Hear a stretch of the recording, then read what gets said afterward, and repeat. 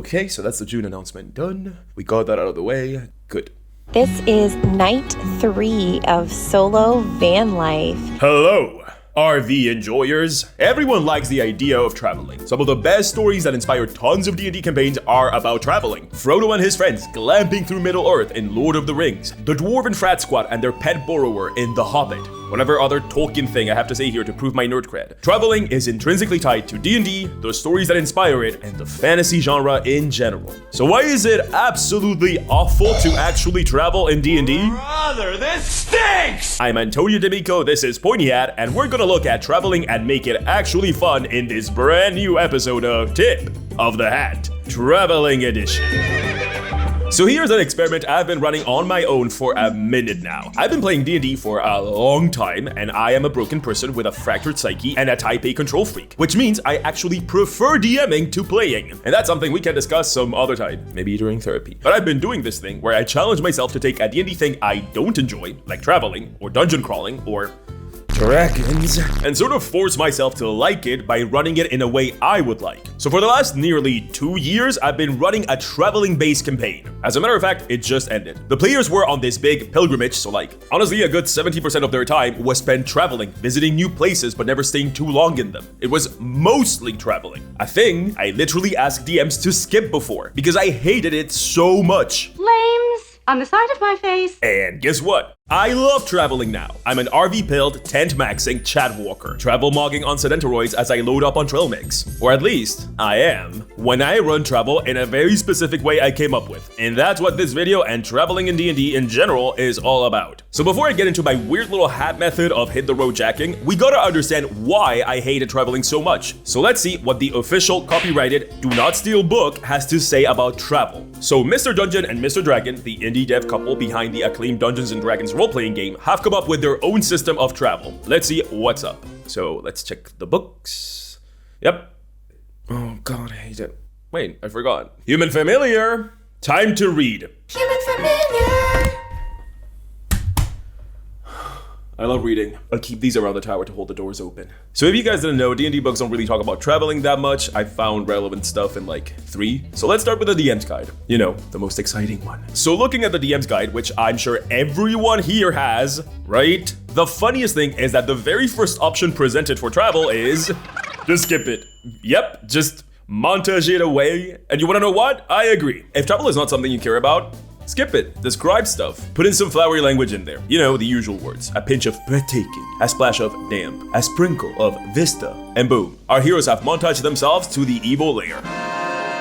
Was that exciting? Did that feel like Lord of the Rings? Did it feel like The Hobbit? Did it feel like Frieren? Did it feel like The Witcher? Did it feel like the brand chapters of A Storm of Swords that everyone skips? No, right? Because those stories are about traveling. They are about the journey. Yes, reminding people that they can skip travel if that's not what the story is about is good, but as the hat said, there's a reason why people hate the way traveling is done in the game. It's because they want to travel. Because so many fantasy stories have travel as a central part of their story. And also, you know, D&D likes to pretend that exploration is one of its pillars, and it'd be nice to actually make it so. So what's the other option? Well, it's hour-by-hour travel, which is, just saying it straight, this is the reason why people hate traveling in D&D. This is when the book employs the darkest of tactics that strike fear in the hearts of the bravest warriors. Random encounter tables. I'm not gonna dwell too long on these, but I will.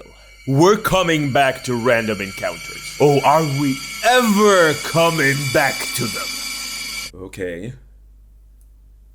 Getting back to the tables. Basically, this method asks you to roll on a random encounter table, mixing in some pre-made encounters that the DM has to cook to figure out what happens every hour based on travel pace. Travel pace is something the party decides, and it's a whole bunch of math to decide exactly how fast they travel. So I hope you like to plan out exactly how many miles are between objectives and figure out based on how fast they travel that specific hour, the time it takes them to get there.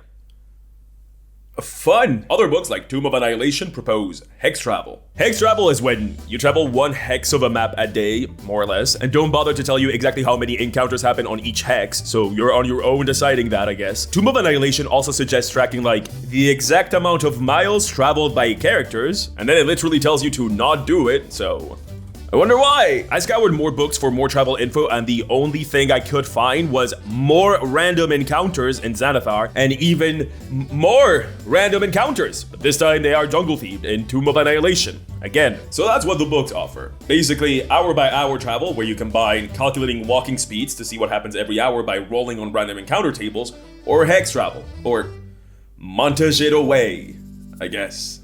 Thank you so much, human familiar. Now, let me calmly explain why I cannot stand any of these at all. Personally, in my opinion, for me. Let's talk about my actual problems with traveling. The point of travel is first to see the world, right? If there's no world, it's, hard to travel on it. So how are you gonna go about creating this world to actually travel on? Well, I heard of a map. A map that you can beam your literal thoughts into, ideas, hopes, and dreams. And the map will answer by creating the literal world you just built in front of you. Its power is said to go even beyond mountains and rivers, being able to build literal people, countries, factions, everything you could ever need to travel through an adventure. Its name? World Anvil! That's right, World Anvil is back in a thematically appropriate Pointy Hat episode. I've talked about World Anvil a whole bunch, and you know why. It's an incredible resource to assist you in world building. You can create wiki-style articles to organize all those little weird ideas floating in your brain for your own reference or to share with players and readers. And I wasn't kidding about the map thing. They literally got interactive maps that you can place your articles on, like directly on the map. Literally click on a nation and see its info. There's no more excuse not to put pen to paper or digits to keyboard, I guess, and start world building for TTRPG campaigns or actual novel writing. World Anvil supports more than 45 systems, including 5e of course, and guess what? This isn't only for DMs. World Anvil has inventory, spellbooks, and of course all you need to actually build your characters, your PCs. Dramatic backstory included, and if you're finally ready to write the great, insert country here, novel, World Anvil is an amazing resource for you to do so. Perfect for writing, world building, but also literally manage your story and keep all that info in check. So if all of this sounds good, I have a code. Use my code POINTYHAT, all one word, to get 51% off any yearly subscription. It's the very first link in the description. And now that we have a world to travel on, let's see what the official content tells us about how to travel through it. So a lot of tips and design relies on making travel realistic. And boy, do I think that's exactly the wrong path to take if you want to make a game, actually fun to play, which is commonly what games are meant to be, or at least I think.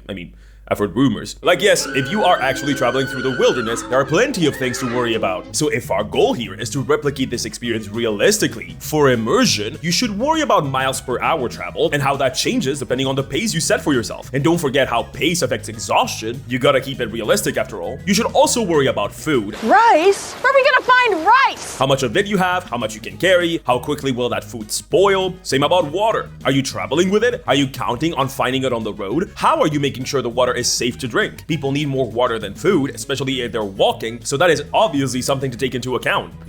For realism. Oh, and also since we're designing for realism, you should take into account each party member's constitution. A halfling cannot need as much food and drink as a Goliath or a human. Ditto for halfling and pixie. Same question applies if you're traveling with a ranger companion or any animal. How much food does a bear need? What about a druid in wild shape? What about fuel for any construct? What about different mobility ranges? What about different speeds? What if some of you fly? Are you having fun yet? Are you having fun yet? Are you having fun yet? Are you having fun yet? Okay, you get it. I'll drop it. Now, I know there's someone out there that would find this fun. Somehow, but let's bring it back to reality. Most D&D players don't bother to track arrows. Arrows. That's too much to ask for most players. I don't track arrows, and for good reason. You wanna know what that good reason is? It's not fun. Not for most people. Yes, calculating the stomachal volume of a young adult gnome and figuring out their metabolic rate is a realistic concern, and it's also mind-numbingly boring for most people. Boring. Yawning. The problem that people have with D&D travel isn't that it isn't realistic, it's that it's boring and bad to play. So all of these realism enhancing tips are literally useless if your problem is that you or your players are falling asleep at the table when they're supposed to be in the middle of a life-changing adventure. Wake up, the video's not done. The second thing I see from both official books and internet advice from internet people and hats, I'm sure there's another one out there, and they are my rival, is honestly my biggest issue for travel. Random tables. I hate random tables. Do you have an I feel statement? I feel like random tables are the devil. Actually, let me rephrase that. I hate random tables meant to decide anything that happens in an adventure. No beef with, I don't know, wild magic tables or whatever. She's cool, we're buddies, she can hang. I find that whenever someone brings out a random table to decide what happens next in the story, that is being kind and not at all hyperbolic here. The death of pacing, the death of story, and the death of fun. If you're playing the sort of narrative-heavy game all about making a complex character with a backstory and a goal to achieve, nobody wants that character to die in a random encounter with a pack of wild wolves that has nothing to do with the plot of the campaign. But that's what the random encounter table said was happening, so one of two things happen next. You get into a combat encounter that is quite literally the definition of a waste of time, as most tables don't do experience leveling nowadays, and so nobody is actually at peril of dying, since nothing could be more anticlimactic than dying to a surprise puppy attack with no connection to the story, or you actually do die to the pack of wolves, making your character death literally meaningless and insignificant and not related to the story at all. Like, what is the party gonna do? Get revenge on wolves? Or whatever big monster the table decided was gonna spawn, like a video game mob? Wait, why am I slow? Wait, Great! Super cool! Yes, in reality, realistically, real reality, things happen for no reason. Do you know where things don't happen like that? In stories that are crafted by people. Now, which one are we trying to do here when we play the storytelling game?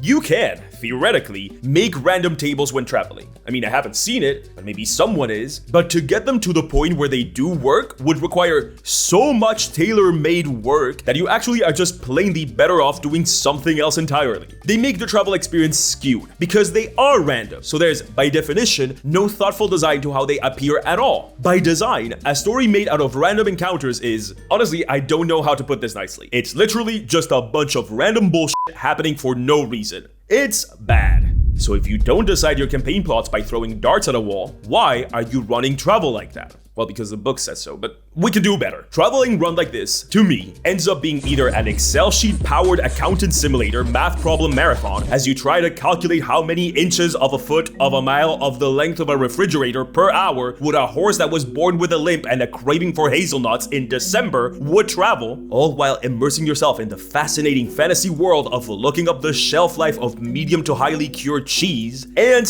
or a string of disconnected, plot irrelevant miscellaneous happenings that affect the story in no meaningful way and waste time until you actually get to the good part. It's like a layer of hell designed just for me. So yeah, that's why I don't like traveling. Or rather, I didn't until I ran it differently. How? Well, remember that thing I said? That these things are what happens when you design with realism in mind? Maybe, just maybe, that's the problem. At the very beginning of this video, I said that we put traveling in D&D because it's a thing that happens in fantasy stories. Well, let's get back to that. Why does traveling happen in fantasy stories? Well, because it's exciting.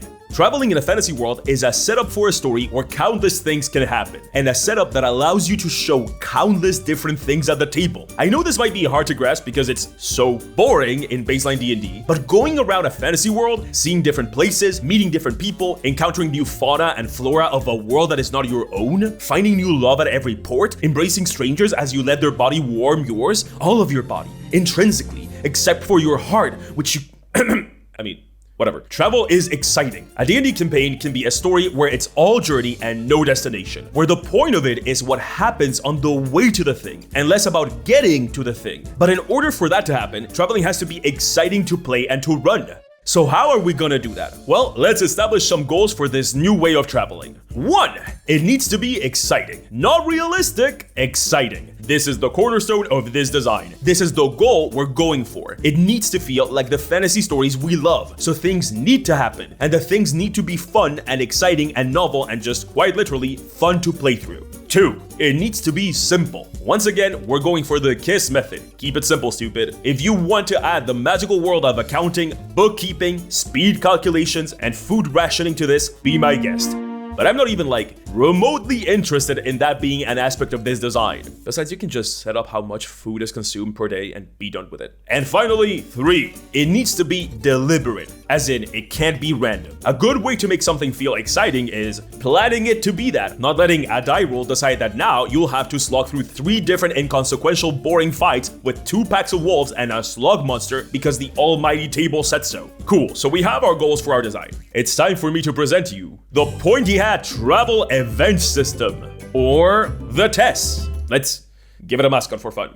There, that's TESS, the travel fairy of the TESS method. So how does this travel event system work? Well, literally very simple. I'm gonna explain it with an example. Let's say our heroes live in the country of Fantasylandia, working title, and they are trying to get to Fantasy City, working title. On the way there, they'll pass 2 villages. Simple. In the travel event system, or TESS, things are not measured in actual feet of inches of miles or however many washing machines Imperial System enjoyers use to measure things nowadays. In TESS, things are either close, far, or very far. And depending on how far something is, more or less events will happen. Anything that can happen during travel. Events are divided in 3 categories. And guess what? You already know them because they are the 3 pillars of D&D. A red event is a combat event. A fight happens, but not just any fight. A fight that the DM has tailored to the place you're traveling in and what has happened in the story so far. Because the DM is making these, instead of just rolling on a random table, these can actually be, story important fights that happen while traveling, because traveling is exciting and part of the story. But they can also be exciting because they show you what sort of weird fauna lives in this fantastical world you're traveling in.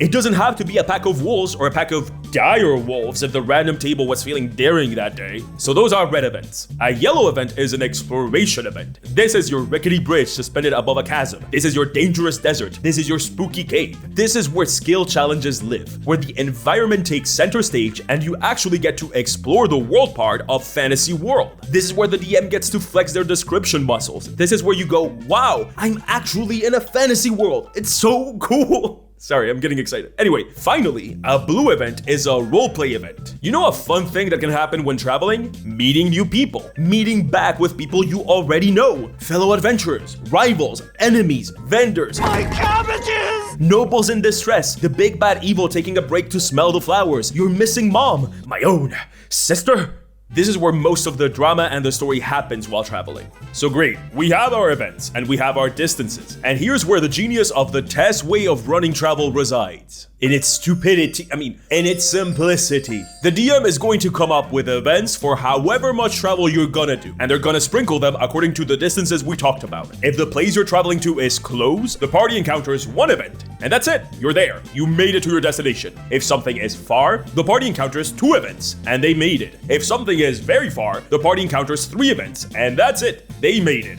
That's it. That's all it takes. How many long rests between events? How many miles have they exactly traveled between one event and the other? What is the position of the sun relative to the moon when they encounter the first wolf pack? It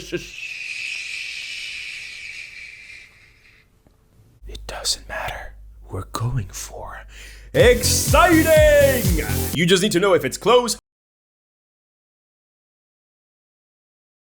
The events are what makes travel exciting. Take as many long rests as you want. Come up with whatever distance. The goal is not to make this realistic. The goal is to make this actually fun to play. But here's the thing about TESS that makes it good for D&D specifically. It's customizable. You can make a close distance take 2 events instead of just 1. A far one take 3. A very far one take 4 or more or less. If the players feel like they're taking too long and they would rather get to the place, you can take away events. Since this system is not actually tied to actual distances or time passed, you can just say, days give way to nights as you travel the mountains of Fantasylandia working title. And before long, the spires of Fantasy City working title pierce the horizon line. And you're there. You're no longer beholden to a ruler and inches to miles conversion calculations. It allows you to tailor traveling to what actually matters. Make it exciting and fun to play. And guess what? Once you've gotten the hang of it, you know what you can do? Mix and match. What if the blue event, a roleplay one, where the party meets their rivals, could turn south? Well, baby, that's a purple event, a mix of roleplay and combat. What if while going through the abandoned mines, they find and make friends with a friendly kobold? Well, that's a green event, a yellow exploration event that is also a blue roleplay event. The DM can dot the map with different colors of events and give their players a traveling experience that centers the excitement of traveling rather than a chore to make the make-believe game about elves casting abracadabra spells realistic.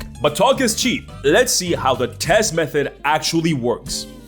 Our heroes start their journey to Fantasy City, working title. Their first stop is the nearby village of Fantasy Village, working title. And it's very close. It means only one event happens between the two. Let's make it a blue one, roleplay. Our heroes encounter a group of circus performers. They are also going to Fantasy City, working title, and they decide to make a bet. The circus will take a different route, and whoever makes it last to the city has to pay 100 gold to the one that got there fastest. And so, off they are. The one event between the starting place and Fantasy Village working title is done. So they get to the village, and they immediately leave because they are on a time crunch. Maybe they should have waited though, because the distance between Fantasy Village working title and their next stop is a very far distance. That means 3 events. The first one is a yellow event, Exploration, and it's finding their way through the Trip Swamp. Called that because of the hallucinatory pollen the flowers here release into the air. Our heroes trip a lot and hopelessly fail their skill challenge. They take a long time to make it through the swamp. Long enough for someone to notice. Our second event is Surprise, a purple event, a mix between blue roleplay and red combat. A hag visits the heroes as they are tripping balls, and she dissipates the pollen. She offers the party a deal. She'll replace one of their eyes with an eye of her own that can see past the hallucinations of the swamp. But in exchange, she'll always be able to see where the heroes are going.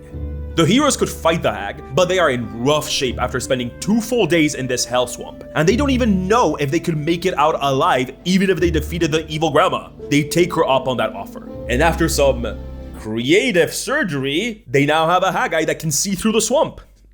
Great! This eye will prove invaluable for our third event, a red combat event. A bunch of redcaps are waiting at the edge of the swamp to attack people that have barely made it out of the trip swamp, relying on those people being, confused by the plants. Fortunately for our heroes, one of them has the hag eye, and this encounter is much easier than it could have been. And with 3 events done, our party makes it out to the swamp and to their second destination, Fantasy Village 2, Electric Boogaloo, working title. And it's here that they hear that the circus passed through here just 1 day ago. The heroes might still be able to catch up with them, and Fantasy City working title is only far away, which means 2 events, so off they go. Off directly into the Climbwood, a forest where weather changes at the drop of a hat, and the forest changes with it. 1 second it's a hot and humid jungle made of palm trees and tropical foliage, and the next it's a snowed-in pine forest. What's behind these insane weather patterns is none other than our red combat event, a weatherfly, an insect that can change the weather around it by batting its wings. It uses the changes in temperature to weaken its foes and attack them when they are at their weakest. It's a tough battle, but our heroes use the changing foliage as cover and manage to defeat the weatherfly. They emerge from the now climate stable Climbwoods relatively unharmed. But the same cannot be said for the circus troupe. The Climbwoods slow them down a bunch, which means that our heroes have caught up to them. And right at the moment where our heroes lay eyes on the troupe is when the hag teleports right in front of them. It's a rare white event. Apparently, the troupe fooled the hag once, and she's been seeking revenge ever since. She used the hag eye embedded in one of the heroes' skull to locate them, and now she plans on taking that revenge she's been after. She summons with her a bunch of hallucinogenic flowers that not even the hag eye she gifted to the party can see through, and our heroes must make a choice. It's a white event because it can be a blue event if they try to reason with the hag and the troupe. It can be a red event if they fight the hag or the troupe, or both, I guess. And it can be a yellow event if they try to make a run for it through the hallucinogenic pollen. So what do you choose? I don't know, you do, if you use the test method in your games. The drama, the intrigue, the adventure, that's what travel can be. That's what a travel system based on making things exciting, on making something feel like the stories that actually inspire us to play D&D looks like. As I said, I playtested this thoroughly, like 2 years of playtesting it, and honestly, I don't often say this about the things I make, even though y'all are nothing but kind about them. Thank you. Thank you so much. I love the test method. I really want y'all to try it. If you and your group have fun going for the whole survival, tracking food, and distance playstyle, this is clearly not for you, and that's fine, but I really feel many people that are just not that into accounting would love the test method for traveling. I mean, if it existed, that is. I guess it doesn't really matter, right? Since it's not like this whole thing is easy for you to take from this video and use. I mean, it's not particularly complicated, but it'd be nice to have it, you know, in written form. And what about examples of events to get you started? Those would be nice to have and all. But what is this? That's right, you're in a blue roleplay event yourself, right now! The rules for the Pointy Hat travel event system method of traveling are in the description of this very video for 100% certified free. And all you have to do to get them is, I don't know, because you can just click on them and that's it. This is a very boring role-playing encounter, I guess. I mean, you could leave a comment or subscribe if you like that and all. A bunch of you don't subscribe, YouTube told me, and it would make me happy if you did. That'd be nice of you. And getting real for 1 second here, life has not been the easiest lately. The human familiar just lost his day job, so YouTube has been a literal lifesaver. And I know I've cut down on the rambling at the end of videos because of YouTube retention reasons, but I don't care, and I wanted to say thank you and be real for y'all for Pride Month stuff. Who knows? Maybe someone will find it inspirational in some way and try their hand at this, because I think that they should. I think that y'all should if you want to do it. I have a bunch of stuff planned. Y'all don't even know what's coming next month. I cannot wait to tell you. And in the meantime though, if what you're having trouble is not traveling but combat, here's a whole video on it that I'm still so shocked people loved so much. So thank you. Happy Pride Month. Mwah! I never asked for a free ride. I only asked you to show me a real good time.